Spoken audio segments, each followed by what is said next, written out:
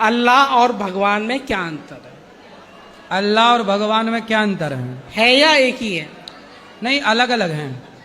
अलग अलग ये है कि भगवान जो हैं वो 5 अक्षरों से मिलकर बने हैं, भागवान। हम प्रकृति को ही भगवान मानते हैं। भगवान मतलब ब्रह्म, ब्रह्म मतलब ईश्वर, जिन्हें राम और कृष्ण और नारायण कहते हैं। भा मतलब भूमि, गा मतलब गगन, वा मतलब वायु, वा मतलब अग्नि, ना मतलब नीर। ये प्रकृति को ही हम भगवान मानते हैं।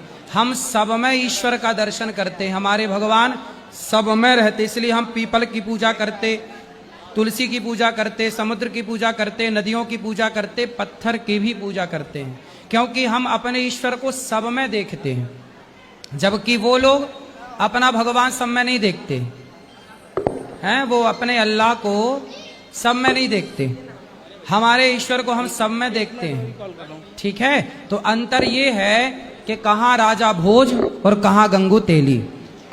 अच्छा, थोड़ा अल्लाह का भी बताइए। हैं? अल्लाह का भी बताइए। वही तो बता रहे थे। हैं? कोई नहीं, वही तो बता रहे थे, कहाँ राजा भोज, कहाँ गंगू तेली।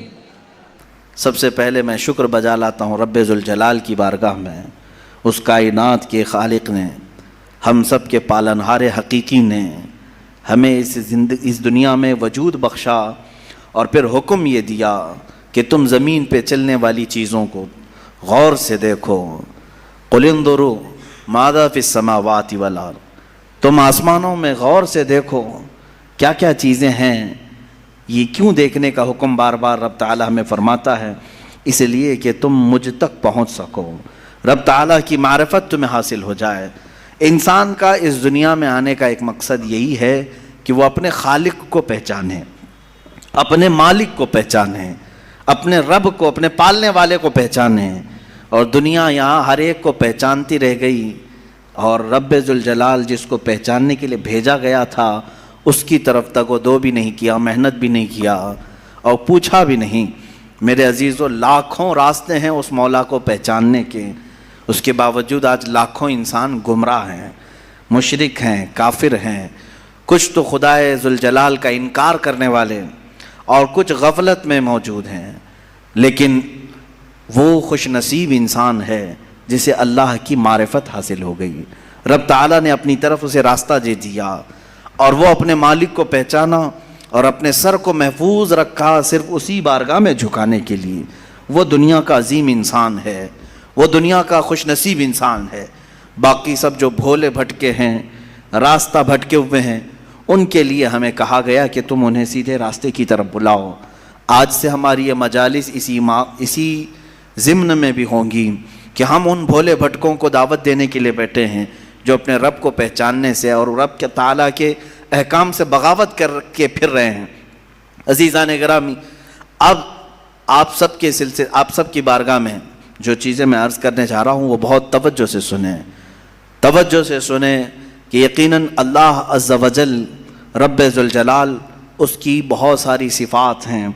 99 सिफ़ात आपने सुना भी होगा। अस्माए हुस्ना में अल्लाह रहमान है, रहीम है, करीम है, हलीम है, अज़ीम है, गफ़ार है, जब्बार है, सत्तार है, क़हार है। ये सब उसकी सिफ़ात हैं और हर सिफत को पहचानने के लिए ज़िंदगियाँ लग जाती हैं।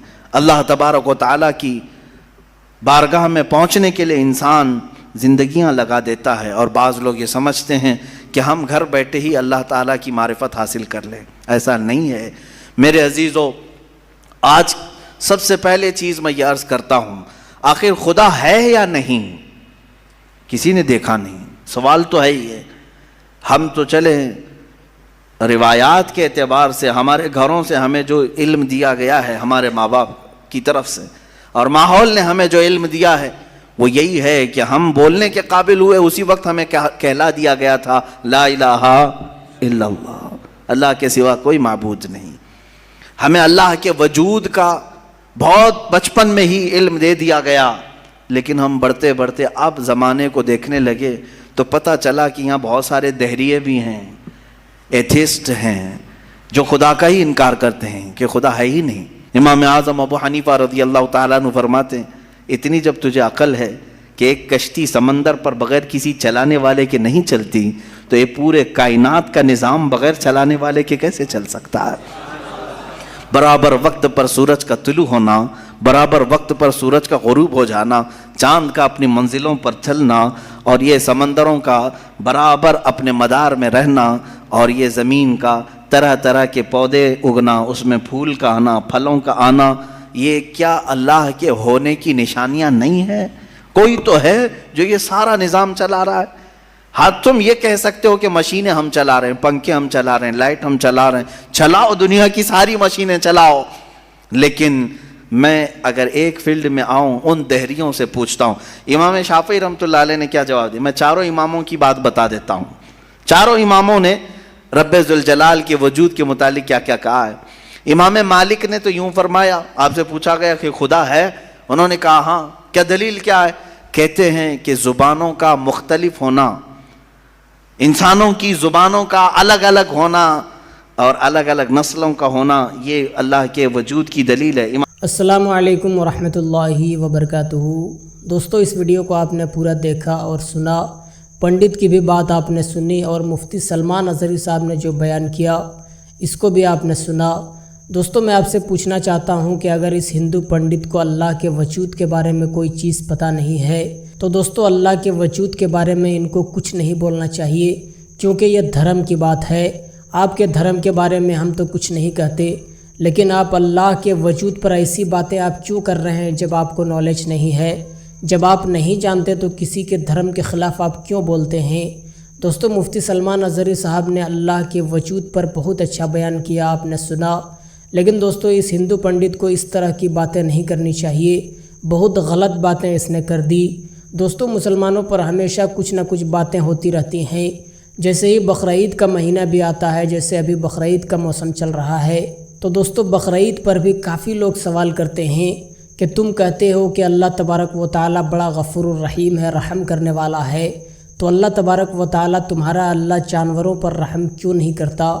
کیوں جانوروں کو بقرعید میں قتل کرنے کا حکم دیتا ہے؟ اور دوستو اکثر لوگ بقرعید پر سوال اٹھاتے ہیں، تو آئیے میں آپ کو بتاتا ہوں کہ مسلمان قربانی کیوں کرتے ہیں۔ تو پیارے نبی صلی اللہ علیہ وسلم سے صحابہ کرام نے عرض کیا، یا رسول اللہ قربانی کیا ہے؟ تو پیارے نبی نے ارشاد فرمایا، سنت ابیکم ابراہیم، قربانی کرنا تمہارے باپ حضرت ابراہیم علیہ السلام کی سنت ہے۔ تو صحابہ کرام نے عرض کیا، یا رسول اللہ قربانی کرنے سے ہمیں کیا فائدہ ملے گا؟ تو پیارے نبی نے ارشاد فرمایا، بکل شعرۃ حسنہ، ہر بال کے بدلے ایک نیکی۔ یعنی آپ نے قربانی کے لیے جو جانور خریدا، چاہے اونٹ خریدا، گائے خریدا، یا بکرا خریدا، یا بیل خریدا، تو آپ کے جانور میں جتنے بال ہیں ہر بال کے بدلے ایک نیکی اللہ تبارک و تعالیٰ آپ کے نامہ اعمال میں لکھ دے گا۔ لہٰذا دوستو اگر کوئی مسلمان اللہ کی رضا کے خاطر قربانی کرتا ہے تو اللہ تبارک و تعالیٰ اس کے نامہ اعمال میں انگنت نیکیاں لکھتا ہے۔ اسی وجہ سے مسلمان قربانی کرتے ہیں، کیونکہ قربانی کرنا ہر مالک نصاب پر واجب ہے۔ اگر مسلمان قربانی نہیں کرے گا تو گنہگار ہوگا، اسی لیے مسلمان قربانی کرتے ہیں۔ لیکن دوستو میں اس ہندو پنڈت سے کہنا چاہتا ہوں کہ جب آپ کو اللہ کے بارے میں کوئی نالج نہیں ہے تو آپ اس چیز کے بارے میں بیان نہ کریں، کسی کو نہ بتائیں، غلط انفارمیشن نہ دیں۔ تو دوستو اس ویڈیو پر آپ اپنی کیا رائے رکھتے ہیں ہمیں کمنٹ کے ذریعے ضرور بتائیں، اور اس ویڈیو کو زیادہ سے زیادہ اپنے دوستوں احباب تک شیئر کریں۔ ملتے ہیں دوسری ویڈیو میں، تب تک کے لیے خدا حافظ۔